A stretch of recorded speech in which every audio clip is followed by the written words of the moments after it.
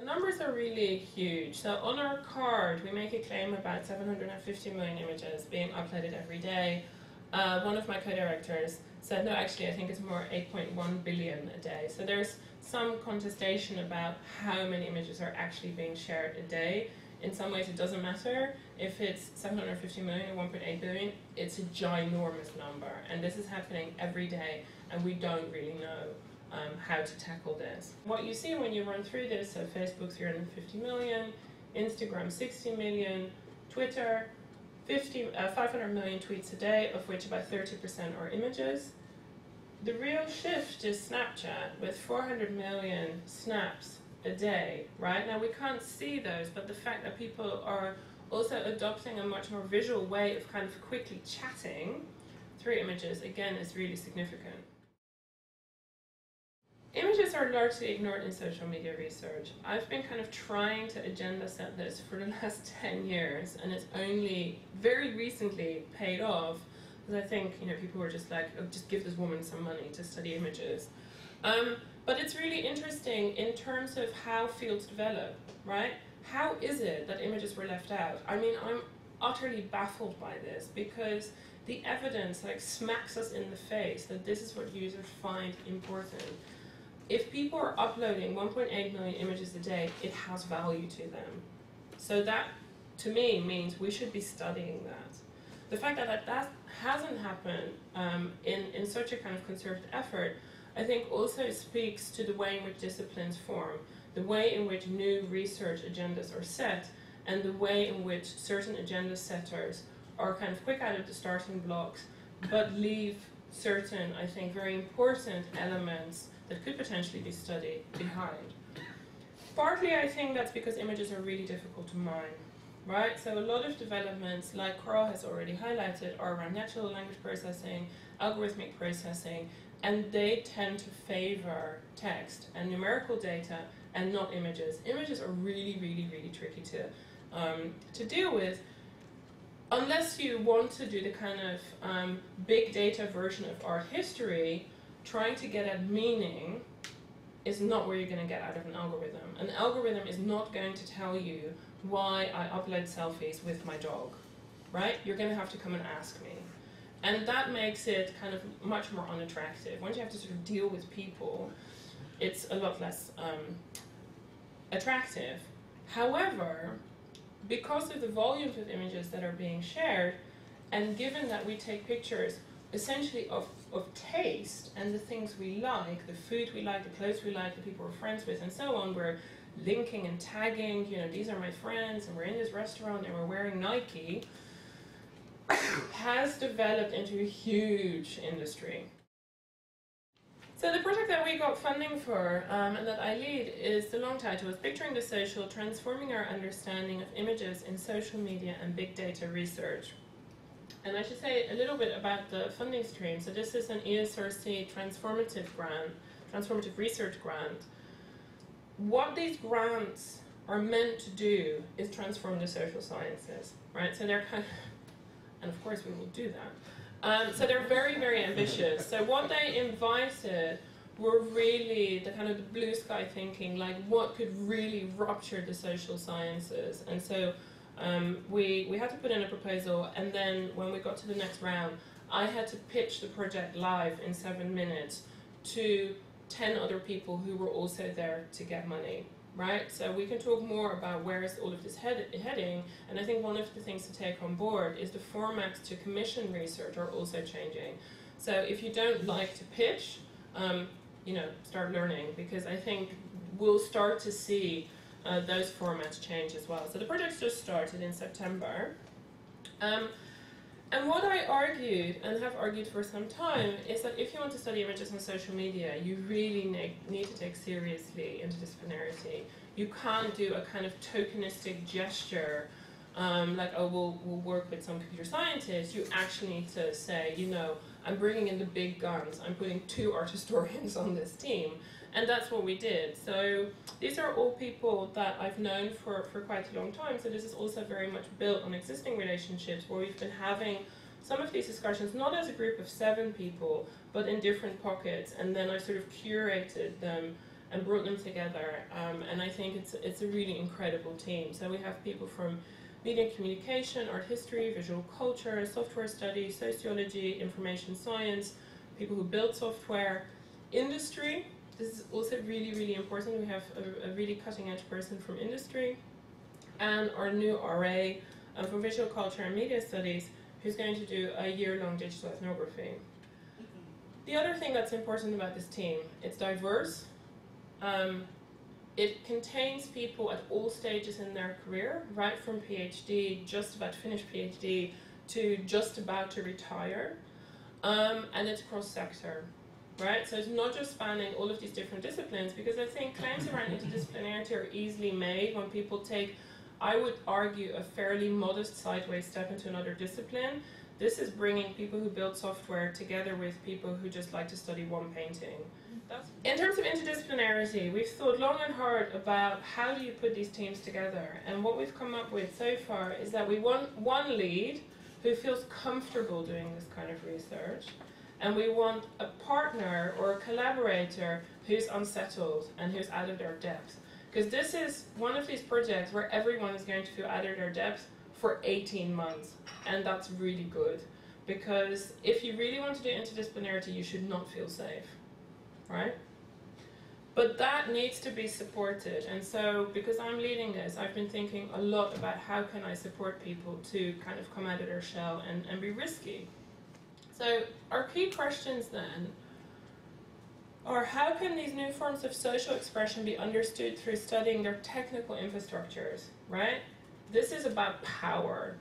Power hasn't been mentioned so explicitly, but this is really power, and who gets to do this stuff and why and so on is really, really important.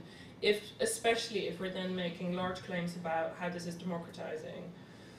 How can a bottom-up understanding of social media users inform these how these structures are experienced? So this is very much, what effect does this have on users? How do they respond? How do they resist? How do they hack? And so on. How can we devise comprehensive methodological and theoretical strategies for the capture and interpretation of social media image data at different scales?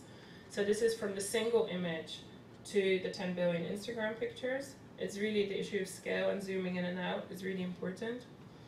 And then how can the study of images become a central focus within social media and big data research and have an impact on key stakeholders and end users? So this is really about changing research fields. Now, there are issues with building a reliable corpus. I mean, Carl's already highlighted this. There are issues with language bias. There's a lot of social media research that focuses on English. Problems with how we collect this data in terms of highlighting particular keywords, particular hashtags. This is not how people speak. People don't speak in the perfect hashtags that we would then like to find. People have all sorts of ways in which they're disruptive and subversive and so on. There's issues around the biases that we don't know enough about in the API ecology. So how do these APIs actually give us access to the data? That's also not stable. APIs change, their data access issues change. This is all very political. Issues around demographics have already been mentioned. Twitter just bought GNIP, one of the companies that sells Twitter data. Twitter is becoming much, much more hostile in terms of giving access to the API because they need to make money and our monetization model isn't working terribly well. Carl's already highlighted issues around off-the-shelf tools versus bespoke, and it's really important to have a think about what it is that you want, and also, do you have the resources for a bespoke tool? So I always work with computer scientists who can build me, within reason, whatever I want, and I recognize that I'm exceptionally privileged in that, but that's also because I've been talking to them for the last decade, right? So you have to kind of think about these issues. Also, what are the limitations of these tools? What can they do? What can't they do? And I think people don't really understand enough yet about what some of these tools just can't do. There are real issues with sharing the data, right? So if you've bought data of Twitter for your project, you cannot share it with other researchers, which means that there is issues around replicating studies, replicating findings, or just being transparent. So one that I love using is Twitonomy. Twitonomy is exists both as a free version and a pay-for version. It runs on the REST and Search API. For £12 a month or $12 a month, you get the Pro version, so it's really not very expensive, and it allows you to, it has a nice interface, and it allows you to really do a lot. So you can search per user if you know, for example, like I want to understand these 50 users or 10 users. If you're studying a group of artists or journalists and you know their handles, Twitonomy is super, super easy to use, and it gives you all sorts of nice quick graphs about what are these users doing, when are they tweeting a lot, what kinds of things are they tweeting, which users are they retweeting, who do they most reply to. So you can just get some kind of tasters into what's going on, who are they mentioning, hashtags and so on, most retweets.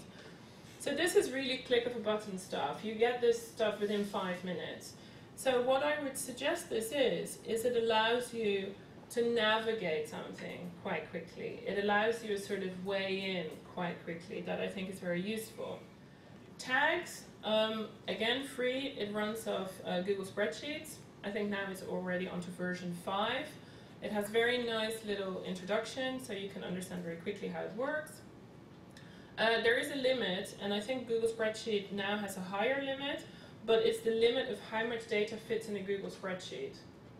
Right? So if you know you already want to analyze more than, I don't know, 8,000 or 10,000 tweets, and the volume escalates rapidly, then probably this isn't a good tool for you. So I use this for the invasion in Gaza.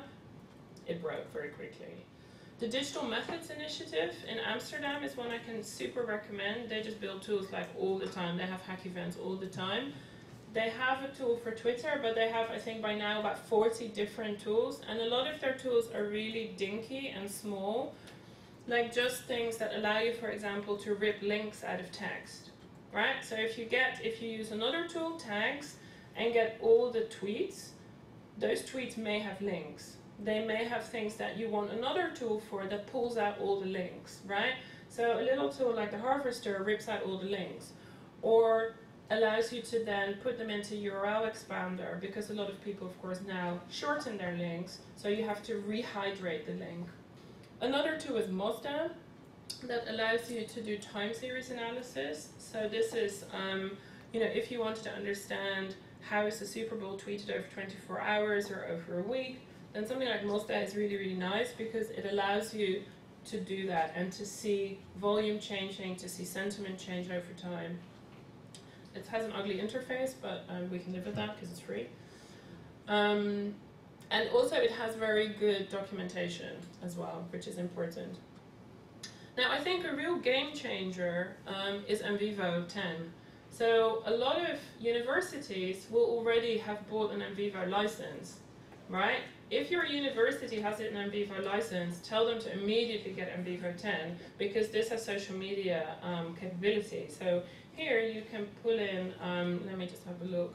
I think it's Twitter, YouTube, some Facebook. It's just a little plugin, but it means that you don't have to go to your university and beg the IT people to put, suspect software on a university machine if they've already got MVivo.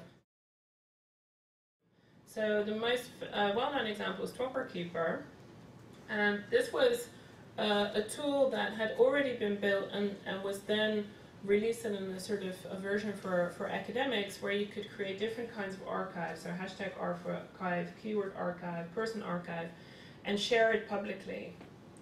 So when Twitter was building as a company, and of course before they went public, you need a large volume of users. You need to show, we're influencing politics, we're doing all these things.